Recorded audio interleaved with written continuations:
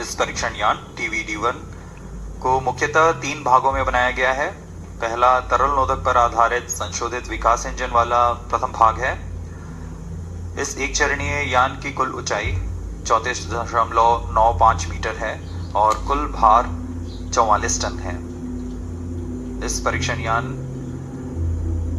कुल ऊंचाई 34.95, लेकिन परीक्षण यान की ऊंचाई 19.5 मीटर है। इसके ऊपर में 12.5 टन का क्रू एस्केप सिस्टम लगा हुआ है, जो कि 4.5 टन भार वाले क्रू मॉड्यूल को आच्छादित किए हुए हैं।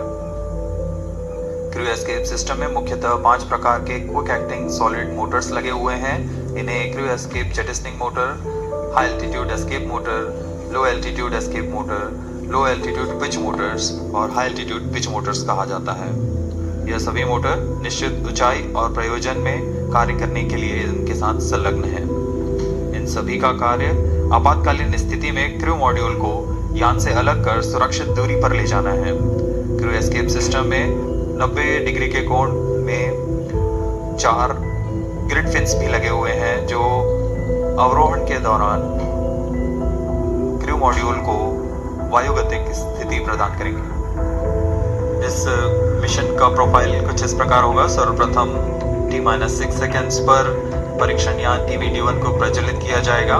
पर्याप्त दबाव प्राप्त कर लेने पर यान मंच से T0 पर उत्थापित होगा। 60 सेकेंड के पश्चात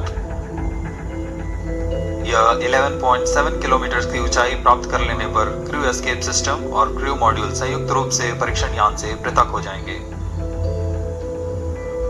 यह पिल बॉक्स की स्थिति कहा जाता है इसे।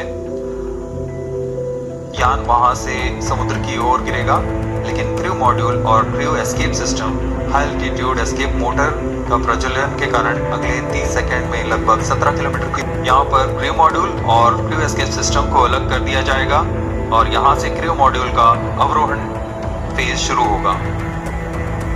इसका मतलब है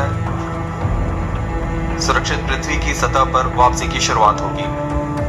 इस क्रम में क्रू मॉड्यूल अपने आप दिशा निर्देश करता हुआ एक निश्चित अभिवृद्धि प्राप्त करेगा और पृथ्वी की सतह की ओर वापसी करना शुरू करेगा। T-10 में अभिवृद्धि प्राप्त करने के पश्चात एपेक्स कवर सेपरेशन किया जाएगा।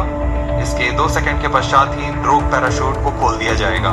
ड्रोग पैराशूट की मदद से 198 सेकंड में यान 16.5 किलोमीटर से 2.4 किलोमीटर की ऊंचाई तक आ जाएगा और इसमें सापेक्ष गति 152 मीटर प्रति सेकंड से घटकर 62.8 मीटर प्रति सेकंड हो जाएगी। इसके पश्चात ड्रोग पैराशूट को क्रू मॉड्यूल से अलग कर दिया जाएगा। अलग होने के पश्चात तुरंत ही पायलट पैराशूट तथा मेन पैराशूट को डिप्लॉय किया जाएगा। यह वह अंतिम चरण है डिसेंट फेज का, जिसमें क्रू मॉड्यूल सतह को टच डाउन करेगा। मेन पैराशूट 2.4 किलोमीटर की ऊंचाई पर खुलेंगे और करीब 235 सेकंड में क्रू मॉड्यूल को 8.5 मीटर प्रति सेकंड की सामान्य गति तक लाकर टच डाउन की स्थिति प्राप्त करेंगे।